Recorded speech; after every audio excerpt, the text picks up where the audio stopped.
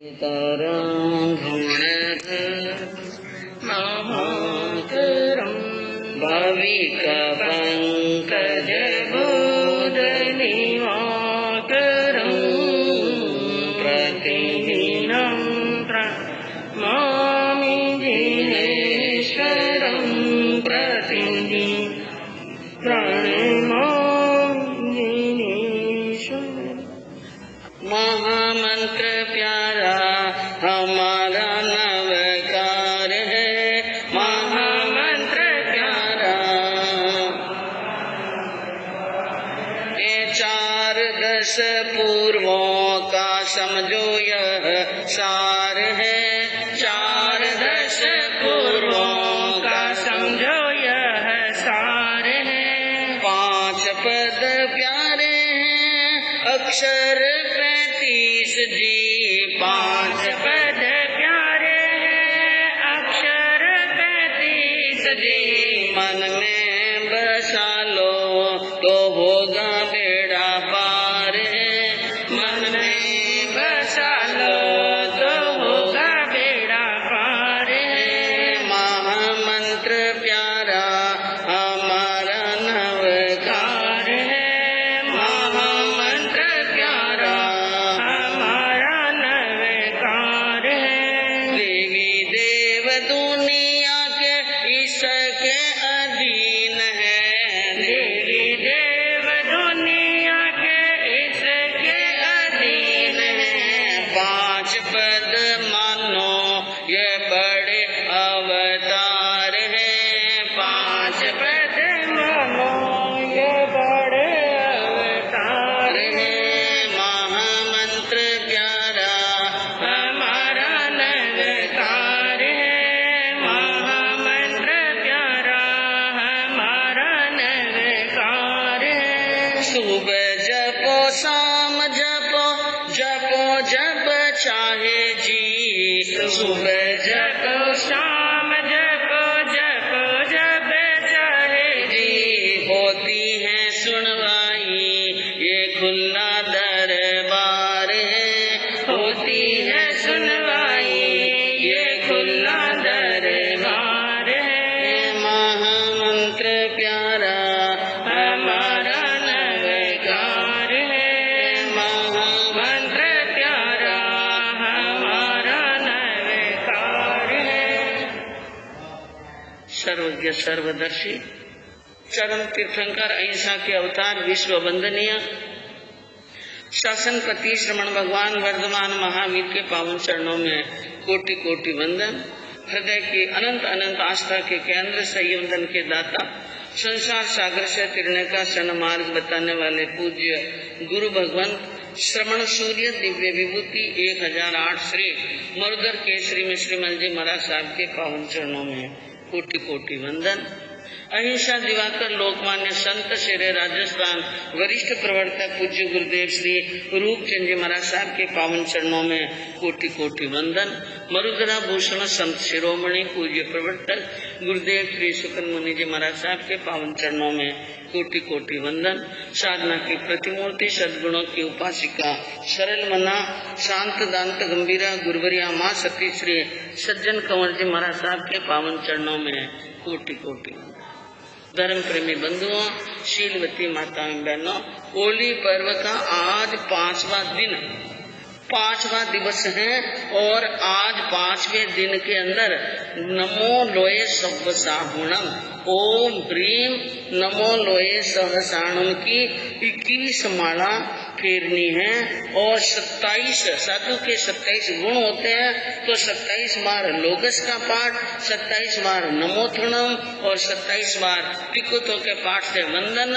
और वर्ण से आयमिल करने वालों को काली चीज से आएंगे। काली चीज क्या होती है? उड़द। तो इस प्रकार की आज की विधि है। और भगवान के यानी महावीर के जो मार्ग के अंदर जो तप का महत्व बताया है, जप का महत्व बताया है, वो समय समय पर आपको प्रेरणा दी जाती है कि तप भी करो और साथ में क्या करो, जब भोजन के साथ में पानी की जितनी आवश्यकता होती है, तब के साथ में जप की भी क्या होती है, आवश्यकता होती है। तो नव पद जी का जाप, नवकार मंत्र का ज्यादा से ज्यादा जाप करना है। और मैंने आपको एक बार प्रेरणा दी थी, भगवान वर्तमान के नाम की माला फेरो, चाहे शांतिनाथ जी की फेरो, चाहे पारसनाथ जी की, लेकिन एक लक्ष्य कर लेना कि दीपावली आवे तब तक 1.25 लाख जाप। कितना हो? किसी ने शुरू किया? नहीं, किसी ने नहीं किया, बहनों ने भी नहीं किया। हमने ये भी कहा था कि कुछ ही क्षणों के कम से कम 108 पाठ वर्ण। कितना? 108। एक जना है, बहुत बहुत साधुवाद है, जो कुछ ही क्षण के 108 स्वाध्याय करने के लिए एक लक्ष्य बनाया है। अब आपको ज्यादा कहेंगे तो आप क्या कहेंगे, बाकी टाइम कटे,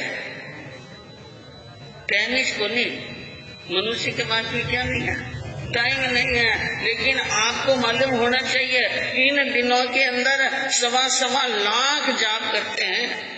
और दीपावली तक हो तो ठीक, नहीं तो ज्ञान पांचम, और ज्ञान पांचम नहीं हो तो कार्तिक की पूर्णिमा, और नहीं तो मौन 11 तक तो हो जाने चाहिए। लेकिन हम लक्ष्य नहीं रखते हैं ना, तो कोई काम होने वाला नहीं। एक बार लक्ष्य बना दिया, एक बार कितनी माला फेरी, आपने माला टीपनी शुरू कर ली ना, ऑटोमेटिक आपके मन में आएगा कि जाप करना है, खाली नहीं बैठना है। काम हुआ और हाथों हाथ क्या ले लिया, माला। लेकिन कोई बात नहीं। तो आप सुन रहे श्रीपाल चारित्र, और श्रीपाल चारित्र के अंदर कल आपने सुना रतन संचयपुर के महाराजा कनक केतु की पुत्री रतन अंजुषा के साथ में श्रीपाल जी की दूसरी शादी हुई, और वहाँ पर आराम से यानी सुख पूर्वक महलों में रह रहे थे। और वहीं पर यानी धवल सेठ को यानी टैक्स का चोर बनाकर सभा में हाजिर किया। लेकिन श्रीपाल जी ने बहुत बड़ा उपकार किया कि उनको चोर के स्थान पर साहूकार बताया, और बड़ी बड़ी बात की राजा ने उनका मान सम्मान किया, और वहाँ पर आराम से रह रहे थे। और एक दिन श्रीपाल जी के पास में धवल सेठ आए, और धवल सेठ ने कहा श्रीपाल जी को कि आपने अपनी यानी लायकपना बताकर हमें यहाँ तक यानी भरूच से बब्बरकोट और बब्बरकोट से ठेठ रत्नदीप तक लेके आए हैं, इसी प्रकार हमें वापिस पहुँचा दो तो बहुत अच्छा है। और ये बात सुन श्रीपाल जी को अब एकदम जागरूकता आई, और राजा से कहा, ससुर राजा से, कि अब मैं यहाँ से जाना चाहता हूँ। ये बात सुनी तो एक बार तो राजा के मन के अंदर बड़ी घबराहट हुई, क्योंकि वो अपनी बेटी को, जो प्राणों से भी प्यारी उनकी रतन मंजूषा बेटी हैं, उनको विदा करने में, हर पिता को बेटी को विदा करने में क्या होती है, श्रीपाल नृप से कहे जासो गाडापति सुन घबरायो रे, हर क्या परदेसी की प्रीत है नीति में यह लायो रे, सेठ चुरायो रे, अब निपति अण माप माल दियो, नाटक शब्द सुआया रे, अरे जा की तई यार मुहूर्त तुरत कडायो रे, सेठ छुड़ायो रे। श्रीपाल जी ने जैसे राजा कनक केतु को कहा मैं अब जा रहा हूँ, तो एक बार तो घबराहट हुई, और विचार किया परदेशी की क्या प्रीति। हाँ, एक दिन का पावना ने दूसरा दिन का पई ने तीजे दिन घरे नहीं जावे तो अकल कटे नहीं। पावना तो 2-3 दिन का ही अच्छा है। हाँ, पुराने जमाने में तो 2-3 दिन सप्ताह भर भी रखते थे, खूब मान मनवार होती, लेकिन उसके बाद में पावना को कहाँ जाना। अपने घर पर परदेशी की क्या प्रीति नीति गायो। नीति में कहा है कि परदेशी की कोई प्रीति नहीं है। राजा ने बेटी की विदा की तैयारियां शुरू कर ली, और अनमाप जिसका कोई माप नहीं, जिसका कोई तोल नहीं, जिनकी कोई संख्या नहीं, इतना दहेज बेटी को क्या दिया, दान।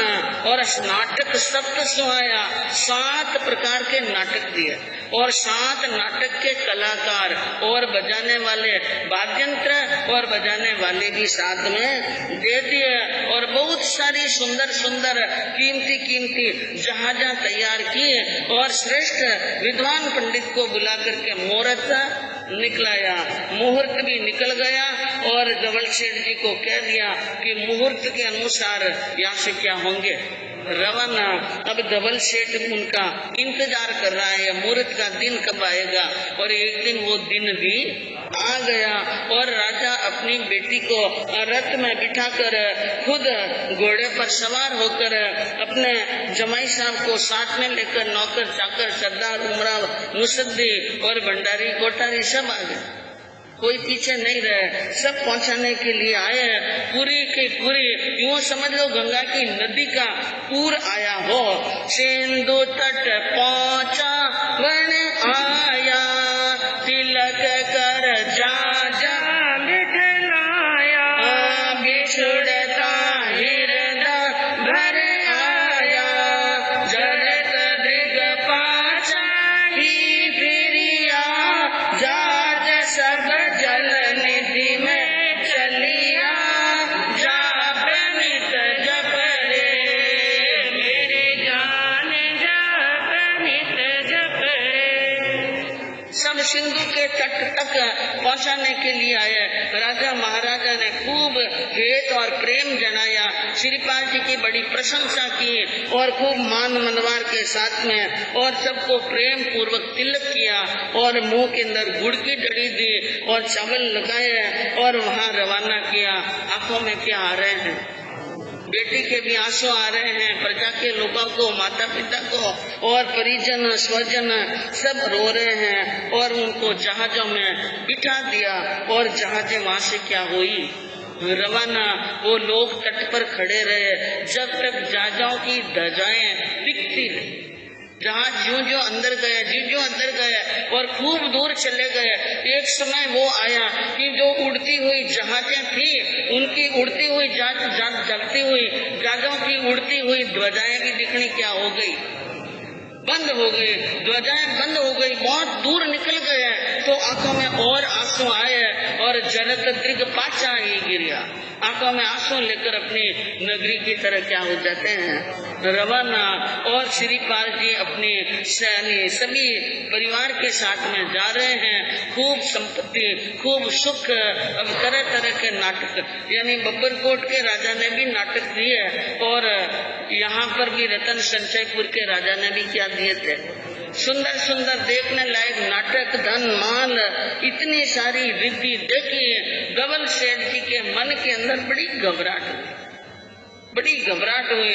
ये तो जहाँ जाता है वहाँ पर भी खूब लेकर के आता है। पता नहीं कैसे ये कोई जादू करता है या जादूगर है या कोई यानी आडंबर करता है, करता क्या है कुछ समझ में नहीं आता है। कोई इंद्रजालिया है, इंद्रजालिया ने इंद्र जाल डालते हैं, कैसे कैसे जाल में फंसा देता है। कैसे लोग इनको यानी अपनी बेटियों की शादी कर लेते हैं और इतना रिश्ता बना देते हैं, इतना माल दे देते हैं। ये सब उनसे देखा जाने वाला।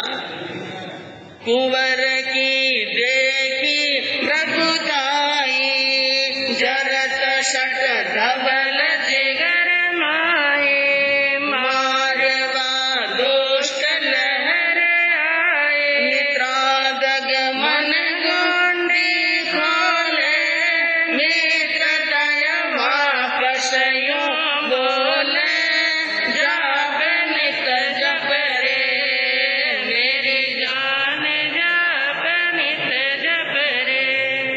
कुंवर की प्रभुता देखकर, रिद्धि देखकर धवल के मन में आग लगने लगी। न खाना भाता है, न नींद आती है, न पानी, न शरबत, न ठंडाई मिठाई कुछ भी अच्छी लगने वाली नहीं है।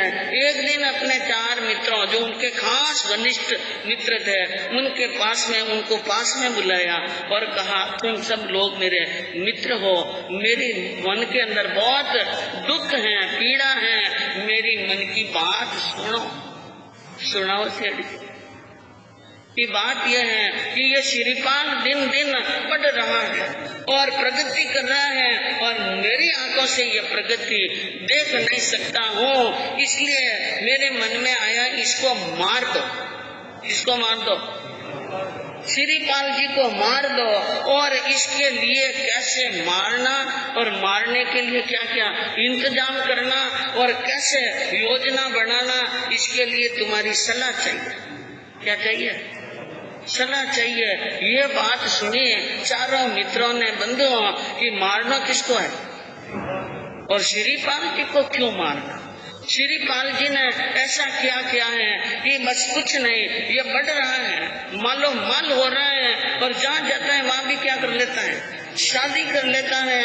तो ये बात सुनकर उनके 3 मित्र जो थोड़ा यानी ज्ञानी थे, नीतिकार थे, समझदार, ईमानदार थे, उन 3 मित्रों ने कहा सेठ जी ऐसी कैसे मन के अंदर आई और इनको श्रीपाल जी को क्यों मार रहे हैं जब श्रीपाल जी ने आपका कोई बुरा। अरे भलो कियो रे इतना कुंवर थारा भलो कियो रे, इतना कुंवर थारा भलो कियो रे। अरे गायोड़ो तो माल पाछो लारो लान वारो, बंधन छुड़ाए रखो माजनो ने मारो। अरे वारे लारे राजा की तो मान दियो रे, भलो कियो रे। मित्रों ने कहा कि सेठ जी सच्ची बात है, इन राजा ने श्रीपाल ने आपके साथ में बहुत भलाई की है और उनको मारने का मन के अंदर कैसे विचार आ गया और कैसे आपने सोच लिया।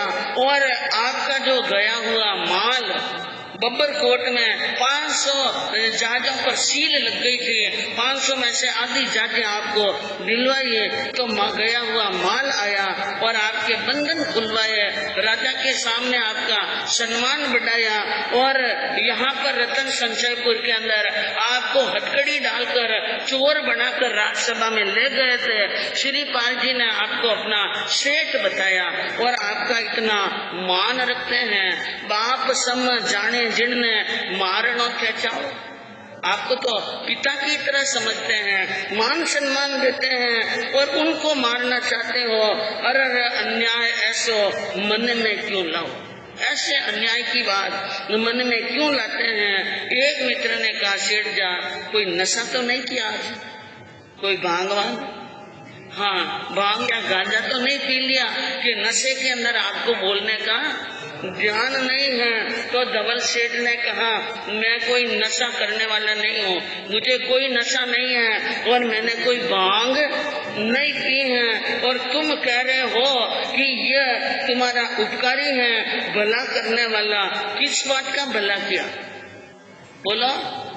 तुम लोग सब साथ में हो, श्रीपाल ने मेरा कौन सा भला किया और तुम्हें भलाई दिख रही है क्या इसके कामों के अंदर? अरे थोड़ा दिमाग लगाओ और खोपड़े को दौड़ाओ और थोड़ी अक्ल से बात करो और सामने देखकर बात करो। अरे 250 तो जाज मारा खोस लिया पापी, 250 तो जाज मारा खोस लिया पापी, आप रो काम बनावे काम पूरो आप थापी। अरे धन धन देखी मारो जरे जियो रे, भलो कियो रे, किधरो कंवर थारो भलो कियो रे। क्या आप कह रहे हो कि भला किया, लेकिन मैं कह रहा हूँ इनके जैसा पापी और इनके जैसा यानी डाकू कोई हो नहीं सकता। 250 तो जाज मारा खोस लिया पापी, एक दिन भी पसीना नहीं बहाया, एक दिन भी धंधा नहीं किया, एक दिन भी कोई श्रम नहीं किया, बैठा रहता है, खाता है, पीता है, माल मसाला, नाटक देखता है, शादी रचाता है, महलों में सुख भोगता है, और इतना सारा मैंने तो पूरी जिंदगी लगाई 500 जहाज बनाने में, इनको तो 1 घंटे युद्ध नहीं करना पड़ा।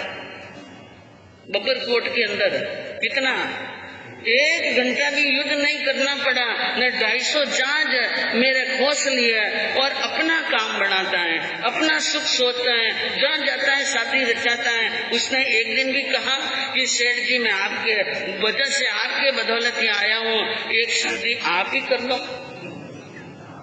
कह सकता था कि एक शादी क्या कर लो आप, लेकिन ये तो खुद आगे बनड़ा बन जाता है, किसी को साथ में शादी कर लेता है।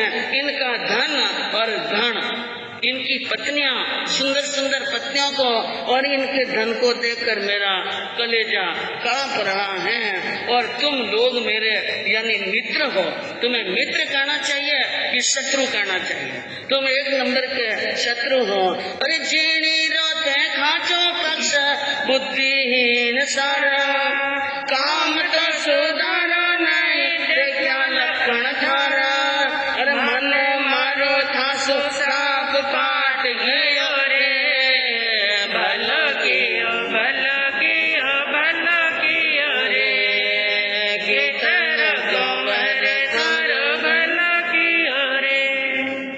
उस व्यक्ति का मेरे सामने पक्ष खींच रहे हो, श्रीपाल जी को अच्छा और भला बता रहे हो, बुद्धिहीन सारा। तुम्हारे अंदर बुद्धि नाम की चीज नहीं है, काम को सुधार नहीं रहे हो और मुझे उपदेश दे रहे हो। आज मुझे समझ में आया कि तुम मेरे सच्चे मित्र। हाँ, आज लक्षण सामने आ गए, इसलिए मेरा मन तुमसे फट गया है। चले जाओ यहाँ से, आंखों के सामने से बैठो ही मत, आगे जाओ। आंखें अधीट मित्र द्रोही, तुम क्या हो? मित्रद्रोही हो। मेरी आंखों से दूर चले जाओ, और जो समय पर दुख में सुख में काम आवे वही तो सच्चा क्या होता है मित्र। आज मैं जल रहा हूँ, मैं दुखी हूँ, मेरी नींद उड़ गई है और तुम मेरे काम नहीं आ रहे हो। ऐसा कहकर उन सुमित्रों को फटकार कर भेज दिया।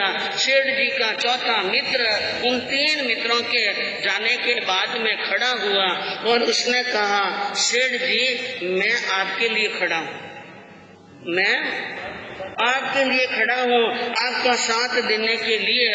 आपने उनके सामने ये बात कही क्यों? कहनी नहीं चाहिए थी। मैं हूँ आपका सच्चा मित्र।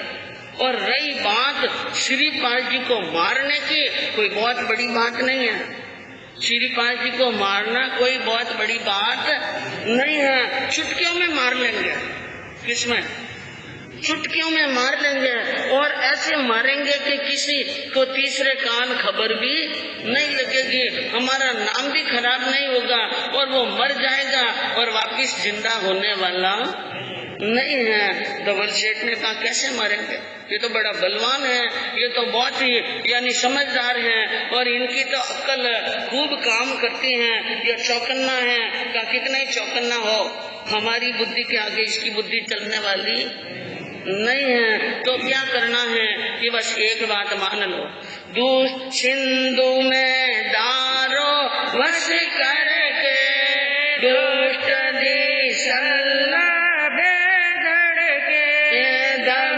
सुन मन माए हर के, कुंवर से प्रीत करी गाड़ी ले को धन रे लाड़ी जागनित जप रे, मेरी जान जागनित जप रे। हाँ, कुछ नहीं करना है। श्रीपाल जी से मीठा मीठा बोलो और छोटा मोटा प्रोग्राम रखो और अल्पाहार की व्यवस्था रखो, चौपड़ पासे खेलो और खूब नाटक छिटक हमारे यहाँ भी शुरू करो। न श्रीपाल जी का मान सम्मान बढ़ाओ, उनको यहाँ पर बुलाओ और उनसे प्रेम, गाढ़ा प्रेम कर लो। आपकी जहाज में आएंगे, वापिस जाएंगे, वापिस आएंगे, वापिस जाएंगे। फिर मौका देकर एक दिन हमारी जहाज में से रात के समय के अंदर पानी में क्या डाल देंगे, हाँ धक्का दे देंगे, अंदर पड़ जाएंगे। बहुत देर तक कहेंगे ही नहीं कि श्रीपाल जी पानी में गए हैं, हम उनको बहुत देर बाद में कहेंगे श्रीपाल जी पानी में चले गए हैं, श्रीपाल जी पानी में पड़ गए हैं, निकालने की कोशिश करेंगे, सब कुछ करेंगे, लेकिन तब तक तो राम नाम क्या हो जाएगा। बहुत अच्छी बात, बहुत अच्छी सलाह दी है। और अब श्रीपाल जी को तरह तरह के निमंत्रण आमंत्रण आने लगे। सेठ जी के वहाँ पर जाजाओ में फंक्शन होने लगे, खाना पीना होने लगा। और श्रीपाल जी धवल सेठ का एक बार बुलावा आता है तो आज्ञाकारी पुत्र की तरह चले जाते। 2 बार 4 बार आना जाना देखा। 3 मित्रों को शक हुआ। उन्होंने कहा मित्रों ने कि देखिए कमर साहब, हमें धवल सेठ की मंशा अच्छी नहीं लगती है, इसलिए आप थोड़ा सोच लीजिए, हमें आपके बारे में चिंता रहती है। कमर साहब ने इसके ऊपर ज्यादा ध्यान नहीं दिया। अब हमेशा वहाँ पर जाते हैं आते हैं, राती खुशी 10 दिन 15 दिन निकल गए। और एक दिन ऐसा प्रोग्राम रखा कि रात में भी धवल सेठ की जहाज में श्रीपाल जी का रहना वहाँ पर जरूरी हो गया। अब रात के समय के अंदर और पानी के अंदर देख रहे थे धवल सेठ उनका मित्र, और एकदम चिल्लाया उनका मित्र, अरे सेठ जी, अरे सेठ जी, 8 मुंह वाला मगरमच्छ आ गया। कितने मुंह वाला? धवल सेठ ने भी जांच कर देखा कि 8 यानी मुंह वाला जो आया है मगरमच्छ, उनको देखने के लिए, और वो भी चिल्लाए, वाह भाई, ऐसा दृश्य तो हमने पहली बार देखा है। धवल सेठ के देखने बाद में श्रीपाल जी ने कहा, मैंने आज दिन तक 8 मुंह वाले मगरमच्छ को नहीं देखा। तो जल्दी देखो, पाल की खड़ी दीवार पर एक मंच बना हुआ था, जिस मंच को डोरियों से यानी जहाज के ऊपर छत में बांधा हुआ था, उस मंच पर बैठ गए श्रीपाल जी। और कहा देखो इधर गया, देखो उधर गया, उनका ध्यान इधर उधर कर रहे हैं। और पीछे बैठा तेज धारी लेकर के उनका यानी कटार लेकर के मित्र, उसने डोरियां काटनी क्या कर ली शुरू, और डोरियां काटी। और 2 डोरियां कटने के बाद में मंच लुढ़क गया और श्रीपाल जी कहाँ पड़ गए? पानी के अंदर, एकदम पानी के अंदर गिरे। और थोड़ी देर के बाद में धवल सेठ चिल्लाया, हाय अन्याय हो गया, हाय अन्याय होगा, श्रीपाल जी पानी में पड़ गए हैं, जल्दी आओ। नौकरों चाकरों को कहा और श्रीपाल जी पानी में पड़ गए। पानी में पड़ते ही उनको कौन याद आया? हाँ, कुंवर श्रीपाल नव पद उच्चरियो रे, मंत्र पर भाव सो आपद सो टरियो रे। ज्ञानी कहते हैं श्रीपाल जी जैसे ही पानी में पड़े और नवपद को क्या किया? याद, अपने इष्ट देव का स्मरण किया। और मंत्र का प्रभाव, जो सिद्ध किया हुआ मंत्र हो, उनको 1 बार 2 बार 3 बार स्मरण कर ले तो हाथों हाथ हमारा कोई सहायक बन जाता है। मंत्र का ऐसा प्रभाव हुआ कि आपत्ति भी यानी विपत्ति भी वहाँ से क्या हो रही है? हट रही है। मगरमच्छ था नहीं वहाँ पर मगरमच्छ नहीं था, लेकिन श्रीपाल जी ने जैसे नवपद का स्मरण किया, यूं समझ लो कि पानी के नीचे की सतह में मगरमच्छ था। वो मगरमच्छ एकदम घबरा गया। क्या हो गया? घबरा गया कि ऊपर से जोरदार छलांग लगाई है, इसलिए वो मगरमच्छ वहां से भागने के लिए, अपने बचाव के लिए, यानी भागना तो जाना चाहिए था और पानी में गहरा, लेकिन भूल करके क्या आ गया ऊपर। और श्रीपाल जी जो ही कूदे क्या नीचे गिरे। और यूं समझ लो कि वो जैसे घोड़े पर सवार होते हैं वैसे ही मगरमच्छ पर क्या हो गए सवार। और जैसे ही मगरमच्छ पर सवार हुए, मगरमच्छ घबराया और पानी के अंदर नहीं जाकर के तीर की तरह दौड़ने लगा। मगर पीठ पर बैठ दो तीर तोड़ो जावे हो, बाहर निकल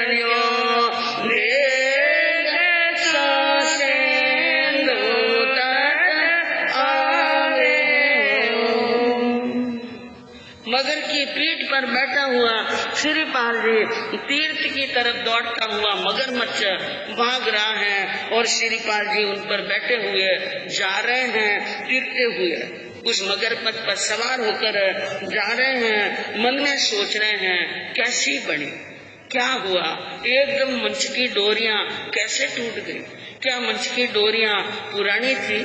और ऐसी तो हो नहीं सकती हैं, क्योंकि जिस समय जहाज पानी के अंदर तैयार यानी अंदर जाते हैं तो पहले विमान की पूरी परीक्षा होती है कि कोई भी पुर्जा कल पुर्जा गलत तो नहीं है, कोई दुर्घटना ना हो जाए। ये क्या हुआ, क्या कुमती आई, क्या सेठ जी को कुमती आई? मंत्री मित्रों ने कहा था तो कहीं यही बात तो नहीं है, और अगर यही है तो ये क्या हो गया? कितनी सुंदर शायरी, कहाँ तो वो जाजें रह गई, कहाँ रानियां रह गई, कहाँ मेरा परिवार रह गया, और मैंने कभी जिंदगी में सोचा नहीं था वो काम हो गया। ऐसा सोच ही रहे थे और सामने तीर यानी तट दिख रहा था। उन तट को सामने देखकर मगरमच्छ की पीठ से छलांग लगाई और भुजाओं से तैरते हुए समुद्र के किनारे पर पहुंच गए। जो ही किनारे पर पहुंचे उन्होंने क्या देखा, वहाँ पर बड़े बड़े सरदार, बड़े बड़े उमराव, राजा महाराजा, मंत्री प्रधान, हाथी घोड़े रथ सब साथ में लेकर के खड़े हैं, मानो कोई उनका इंतजार कर रहे हैं। इतेक आया गहकता सरदार सयाना और वेगा पधारो राजवी थे कंबू दीप ठाणा। आते ही उन्होंने मुद्रा किया, जोहार किया और श्रीपाल जी को नमस्कार किया। हम आपकी बहुत देर से प्रतीक्षा कर रहे हैं और आपका ही इंतजार कर रहे हैं, और आप बराबर ठीक टाइम पर पधार गए हैं, जल्दी पधारो, लेट नहीं हो जाए। कहाँ से आया? हम यानी ठाणा नगरी से आए। कहाँ से? ठाणा नगरी से आए हैं। और यह यहाँ पर जो आप आए हैं वो कंबू द्वीप है। कौन सा द्वीप है? कंबू द्वीप है। इन कंबू द्वीप से आपको ठाणा नगरी पहुंचना है। उसने क्या काम है मुझे ठाणा नगरी जाना? किस लिए जाना है, किस कारण से जाना है? उन्होंने कहा भाई तुम जो बात कह रहे हो वो मेरे दिमाग में आने वाली। हाँ, तो उन्होंने कहा मैं नहीं जानो आपने थे किनारे न जानो,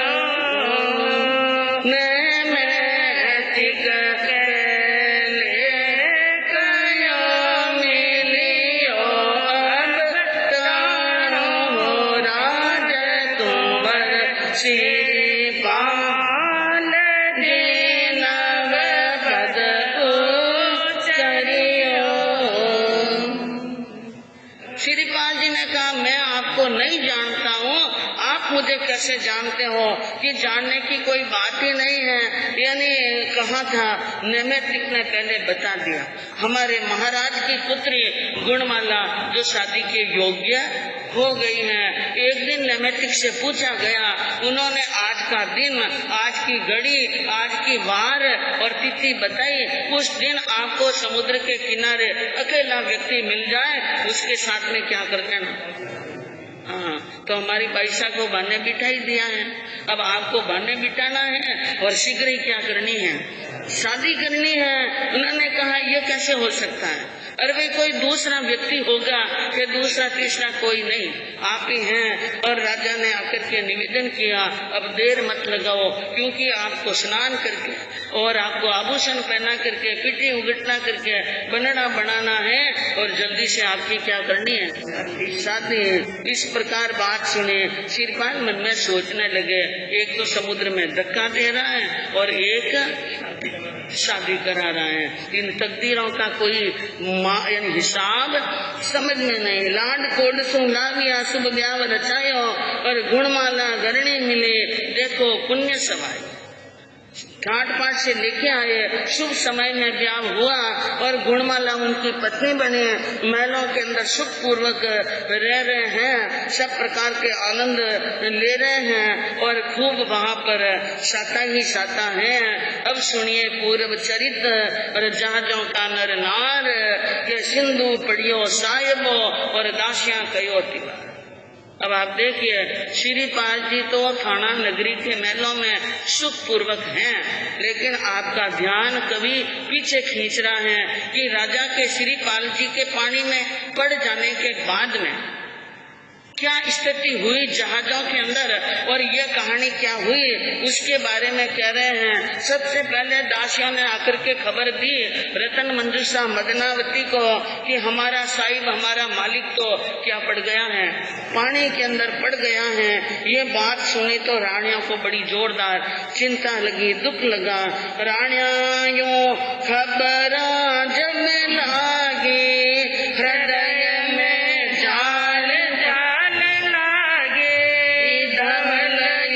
से दुर्भागी, हत्यारों हरियों नाथ हमको, जीवन को कर दीनो डबे को, जाबनित जप रे मेरी जान, जाबनित जप रे।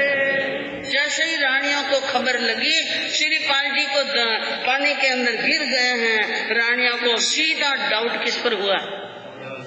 डबल सेठ, क्योंकि वे जानती थी कि हमारी संपत्ति देखकर डबल सेठ डरता है और बहुत ही दुखी होता है। ये सब बातें डबल सेठ के मित्रों के द्वारा रानियों को पता चल गया था, इसलिए कहा यह हत्यारा है, इसने हमारे नाथ के जीवन को बर्बाद किया है, अब तो जीवन की कोई आशा नहीं है। सब बातें और सभी आशाएं निष्फल हो गई, विपत्ति आ गई, और अब क्या करेंगे, कैसे रहेंगे, क्या करना कुछ समझ में नहीं आता।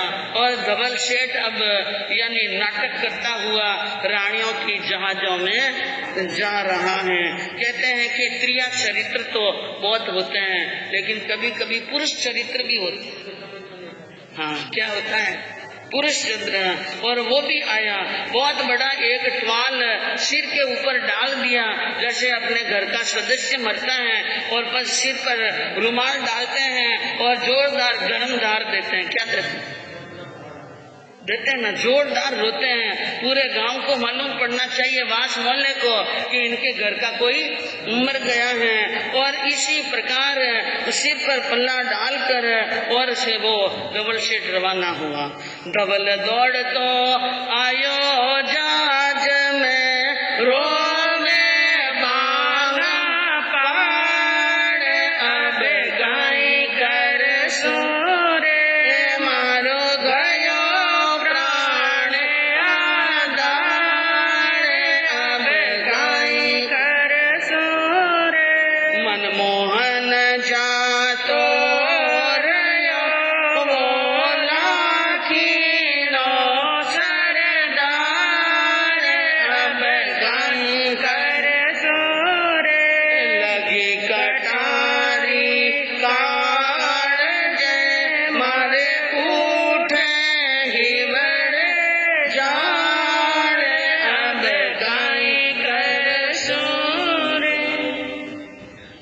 सेठ रोता हुआ ऐसा आया, बांगा पाड़ पाड़ कर और सीना पाड़ पाड़ कर रो रहा है। अब क्या कसो, हे भगवान, अब मैं क्या करूँगा, मेरे तो प्राणों का आधार और आंखों का तारा, मेरा सहारा चला गया।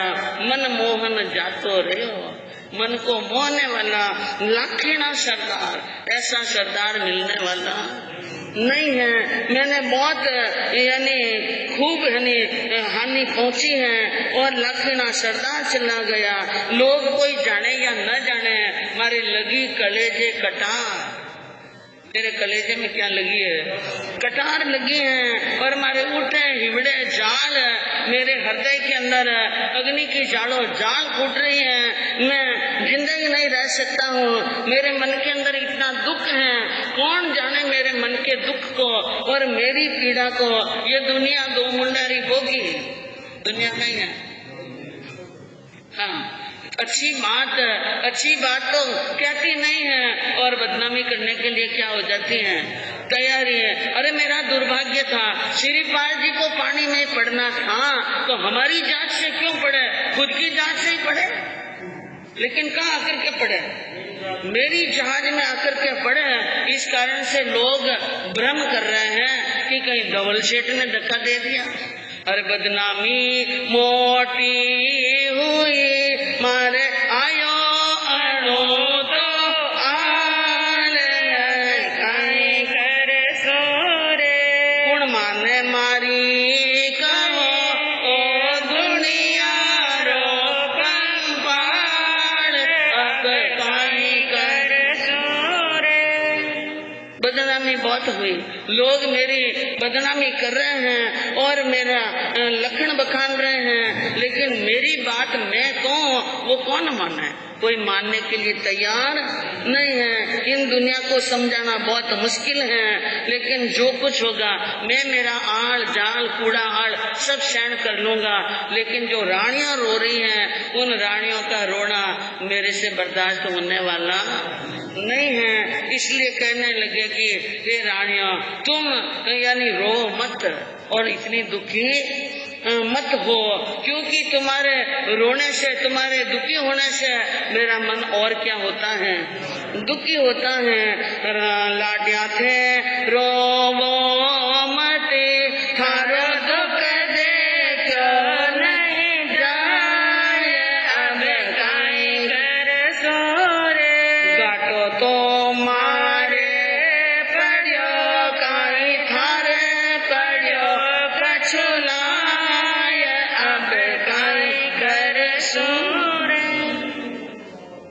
लाडियां थे रोवो मती, उनको कहा तुम मत रो, तुम आंसू मत निकालो, तुम्हारे आंख से एक भी आंसू की मोती की बूंद टपकती है ना तो मेरे कलेजा बड़ा कांपता है। घाटो तो मारे पड़ियो, शिरपाल मरा इसका घाटा किसको लगा? हाँ, और थारे कछु ना है, तुम्हें क्या है? तुम पहले भी आनंद से खा रही थी, हंस रही थी, पी रही थी और मौज शौक कर रही थी। आज भी मेरे राज में खाओ पियो और मौज करो थे, सब मेरा अधिकार। मैं आप सब अधिकार दे रहा हूँ कि खूब खाओ पियो, नाटक देखो, चिटक देखो, किसी प्रकार का दुख मत करो। हुक्म थारो लंगो नहीं, आप जो हुक्म देंगी उन हुक्म का मैं क्या करूँगी? पालन के रखो भरोसो सार, मेरे ऊपर क्या रखो? भरोसा। और एक बात है, मरिया सो जीवे नहीं। शिरपाल मर गया, अब वो वापिस जिंदा होने वाला नहीं है। इसलिए मन में अगर कोई आस हो कि शिरपाल जी आएंगे, हमारी सार संभाल करेंगे, दिमाग से निकाल देना, उनको दिमाग से निकाल देना। शिरपाल जी आएंगे नहीं, मन मेलो मासूम करो, मेरे से प्रेम करो और मेरे से संबंध जोड़ दो, सुख की रास खुल जाएगी। इतने दिन तुम लोग मेरे नौकर की पत्नियां कहलाती थी, अब सेठ की सेठानियां। अब क्या होगी? सेठ की सेठानियां तो मासूम मोटो थो नहीं। शिरपाल कोई मेरे से बहुत बड़ा नहीं था, मैं उनका सरदार हूँ, मैं उनका मालिक हूँ। इतने दिन नौकर की पत्नियां थी, अब मालिक की पत्नी। और एक बात और ध्यान रखना, हीरा सोना में मंडता है ना तो शोभा बढ़ती है। हीरा सोना में मंड जाता है तो हीरे की शोभा दुगुनी हो जाती है। इसलिए हट नहीं करना, दिमाग लगाओ और मेरी बात को मान लो। ऐसी बात डबल सेठ ने रानियों के सामने कही और रानियों ने उनकी ये बात सुनी, उनका कलेजा थरथर कांपने लगा और वो मन के अंदर सोचने लगी, एक तो ये हत्यारा, एक नंबर का धूर्त, एक नंबर का कामी और ऐसी बातें कर रहा है। अब वे दोनों रतन मंजूषा और मदनावती डबल सेठ को क्या फटकार देती हैं और कैसे अपने शील की रक्षा करती हैं और आगे कहानी कैसे बनती है, बंधुओं सुनने से मालूम पड़ेगा। मैं 5 मिनट का एक समय और लूंगी आपसे कि आज पूज्य आचार्य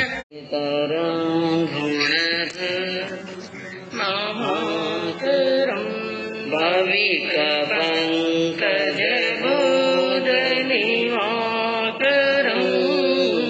प्रतिदिनं